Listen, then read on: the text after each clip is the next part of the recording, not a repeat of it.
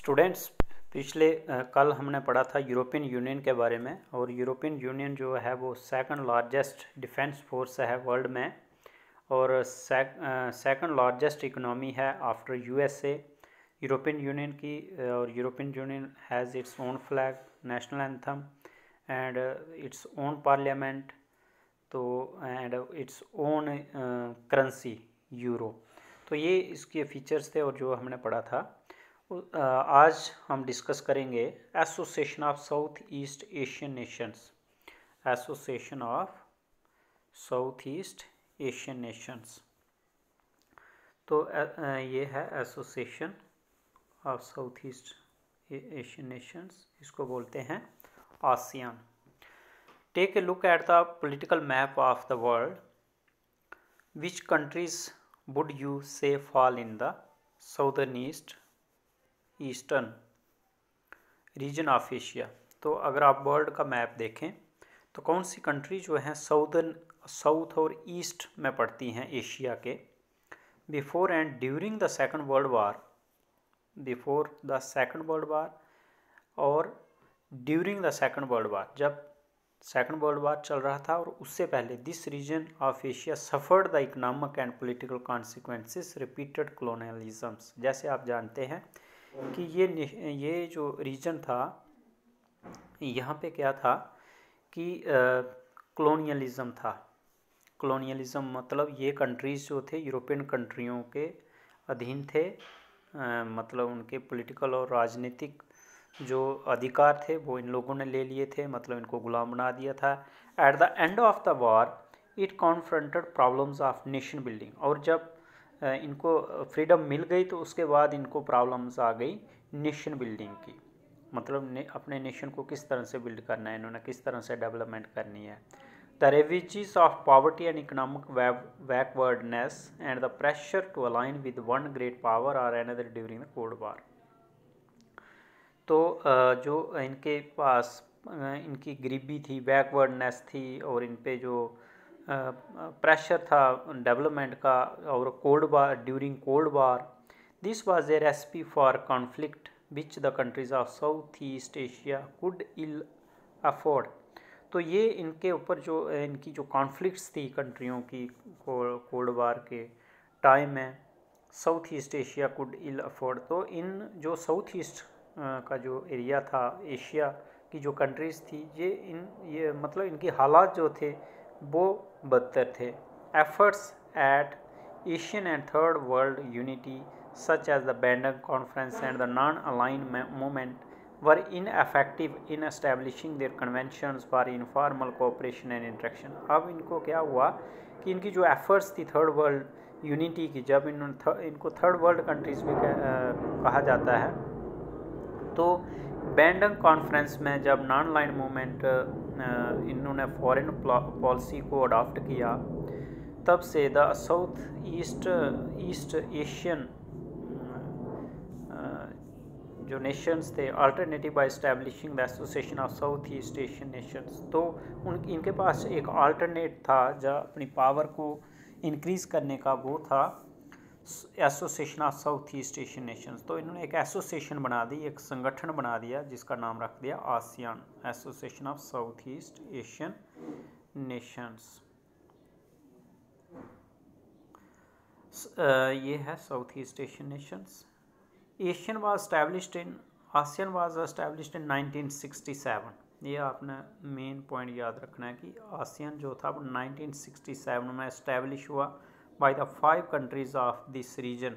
इसकी 5 कंट्रीज़ तो जो थी इस रीजन की, that were Indonesia, Malaysia, Philippines, Singapore and Thailand. ये कंट्रीज़ थी इसकी।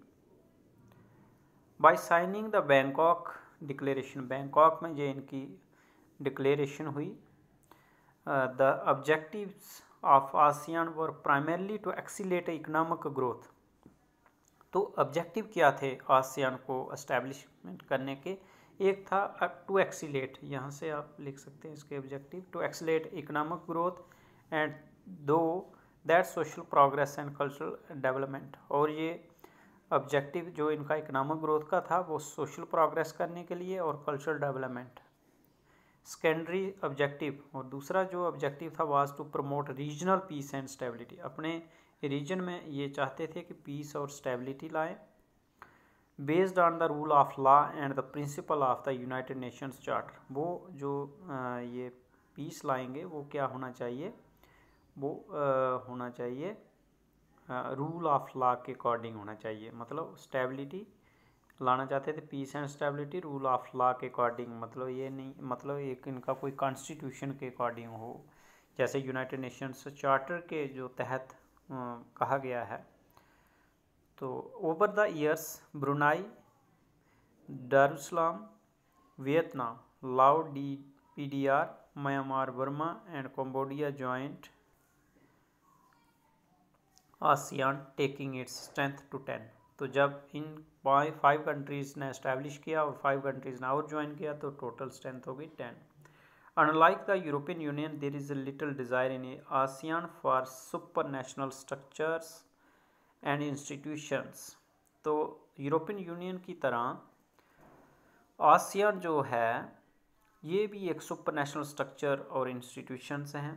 ASEAN countries have celebrated what has become known as the ASEAN Bay, a form of interaction that is informal, confrontationist and cooperative। अब देखिए ये जो संगठन है ये क्या है, सुपर नेशनल ऑर्गेनाइजेशन की तरह है, सुपर नेशनल स्ट्रक्चर है, इंस्टीट्यूशन है, जो कि इसको जाना जाता है। ASEAN countries have celebrated what has become known as the ASEAN way. एक फॉर्मल और इनफॉर्मल जो इंस्टीट्यूशन है, एक संगठन है और कोऑपरेटिव है, आपस में नॉन कॉन्फ्रंटेशनिस्ट है, मतलब कोई भी आपस में इनका कोई लड़ाई झगड़ा नहीं है। The respect for national sovereignty is critical. अब देखिए नेशनल सॉवरेनिटी की जो इनका रेस्पेक्ट है, मतलब सुप्रीम पावर की, वो हर कंट्री की अपनी अपनी है। With some of the fastest growing economies in the world, और ये सबसे फास्टेस्ट ग्रोइंग इकोनॉमी है वर्ल्ड में। ASEAN broadened its objectives beyond the economic and social spheres. तो आसियान जो है वो अपना ऑब्जेक्टिव्स जो है वो सोशल स्फीयर्स पे रखती है कि इन 2003 ASEAN moved along the path of European union. तो 2003 में ये यूरोपियन यूनियन के पाथ पर चल रही है।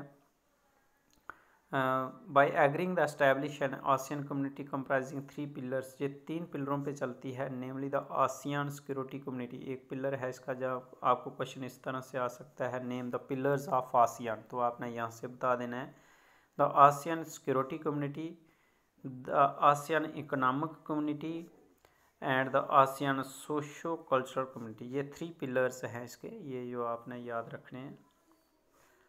3 पिलर्स इसके कौन कौन से हैं?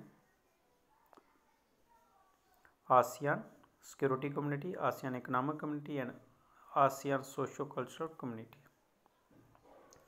ये दिया हुआ है, आसियान का फ्लैग दिया हुआ है। In the ASEAN logo the 10 stocks of paddy, ये 10 स्टॉक्स दिए गए हैं, पैडी मीन्स राइस के, represent the 10 south East Asian countries bound together in friendship and solidity. ये दिखाई गई है कि किस तरह से 10 जो धान के जो स्टॉक्स दिखाए गए हैं, लड़ियाँ दिखाई गई हैं, किस तरह से वो इकट्ठे बांधे हुए हैं। तो इस तरह की ये एसोसिएशन है, ये इसकी एक लोगो बताया गया है। The circle symbolizes the unity of ASEAN की, ये यूनिटी दिखाता है।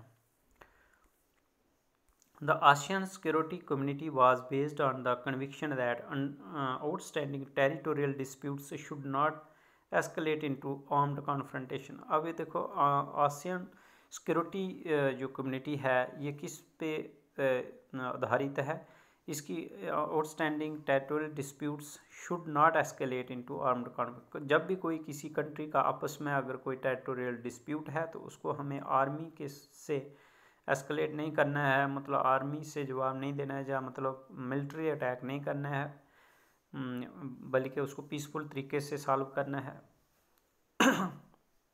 By 2003 ASEAN had several agreements. 2003 में इसके बहुत से एग्रीमेंट्स हुए in place by which member states promise to uphold peace neutrality की एग्रीमेंट्स क्या हुए कि हमें पीस होल्ड करना है, न्यूट्रलिटी, कोऑपरेशन, नॉन इंटरफेरेंस मतलब मिलजुल के रहना है, नॉन इंटरफेरेंस किसी के टेरिटोरी में इंटरफेरेंस नहीं करना है, and respect for national differences और रिस्पेक्ट करनी है जो भी नेशनल क्या है डिफरेंसेस हैं, मतलब कोई भी मतभेद हैं तो उनको सॉवरेन हर कंट्री की हमें सॉवरेनिटी को बरकरार रखना है और उसके पीसफुल तरीके से उसको हल करना है। The ASEAN regional forum which was ARF इसकी एब्रीवेशन है, विच वाज एस्टैब्लिश्ड इन 1994, ये आपने याद रखना है। आसियान रीजनल फोरम 1994 में एस्टैब्लिश हुई। Is the organisation that carries out coordination of security and foreign policy. ASEAN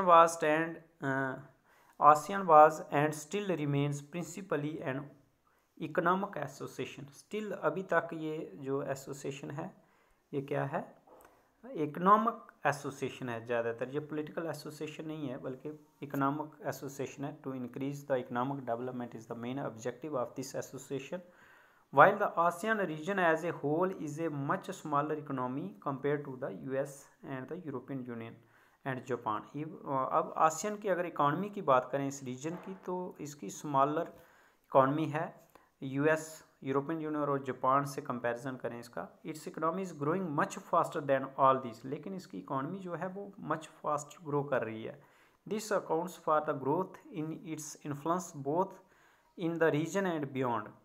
तो ये अपने रीजन में तो ग्रोथ कर ही रही है लेकिन थोड़ा बाहर भी कर रही है, मतलब दूसरी कंट्रियों की भी हेल्प कर रही है।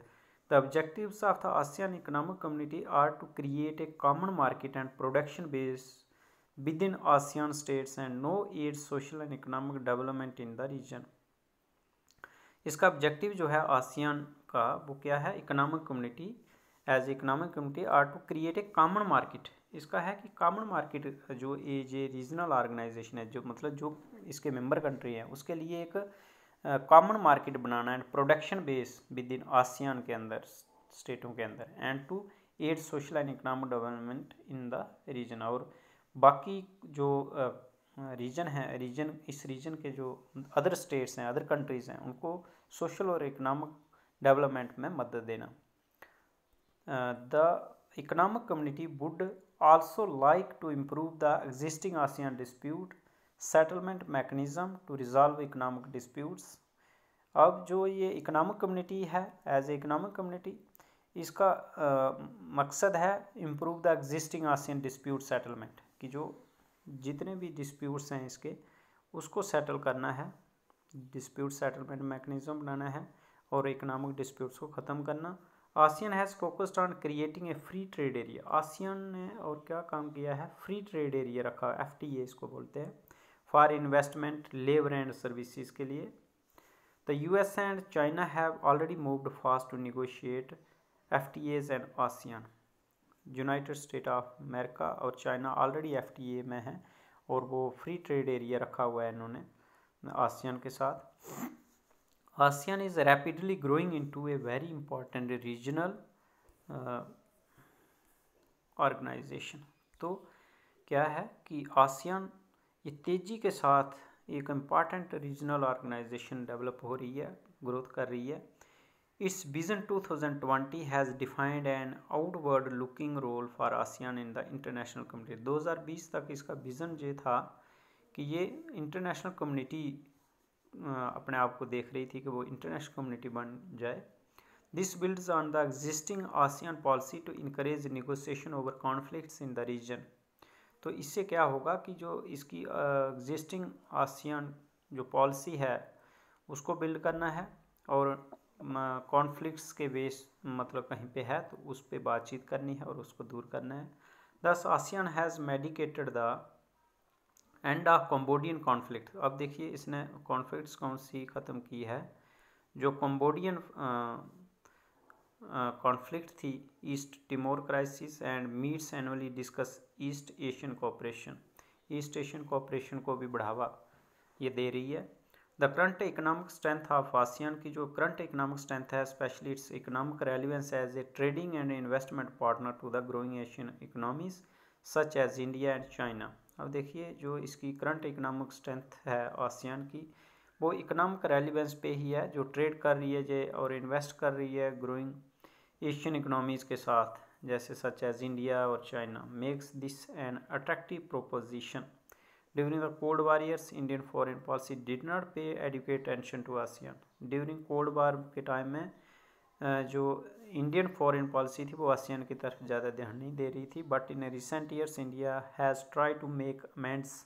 अब इंडिया ने भी कोशिश की है अमेंड करने की, चेंज करने की अपनी फॉरेन पॉलिसीज़ को। It signed trade agreements with 3 ASEAN members. तो इंडिया ने अब क्या साइन किया है? Trade agreement with 3 ASEAN members के साथ, जो है मलेशिया, सिंगापुर और थाईलैंड। ये याद रखना आपने। ये यहाँ इससे पहले मैं फास्ट एशियन नेशन के बारे में थोड़ा यहाँ पे लिखा हुआ हिंदू में, India's look east policy since the early 1990s and act policy since 2014 have led to greater economic interaction with the East Asian nations China, Japan and south Korea. अब देखिए चाइना, जापान, साउथ कोरिया और ASEAN के साथ India जो है वो economic interaction कर रहा है, ये दिखाया गया है। तो ये हम कह रहे थे मलेशिया और एक मिनट,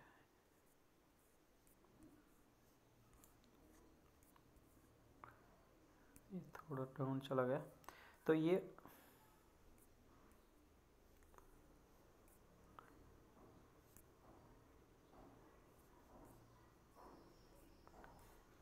यहाँ पे थे हम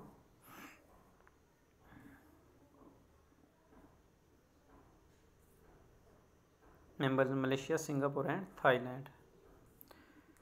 तो उसके बाद है the ASEAN India FTA came into effect in 2010। ASEAN और इंडिया का जो फ्री ट्रेड एरिया जो है ये 2010 से चल रहा है। आसियान्स strength however lies in its policies of interaction and consultation with member states, with dialogue partners and with other non-regional organizations. It is the only regional association in Asia that provides a political forum where Asian countries and the major powers can discuss political and security concerns. तो ये ASEAN जो है ये एक non regional organisation है, जो dialogue partners में जो मेंबर स्टेट्स हैं इसके, it is only regional association in Asia जो पॉलिटिकल फोरम या वेयर आसियन कंट्रीज जो हैं वो एक मेजर पावर डिस्कस कर रहे हैं पॉलिटिकल और सिक्योरिटी कंसर्न को। तो ये थी ASEAN association of South East Asian Nations.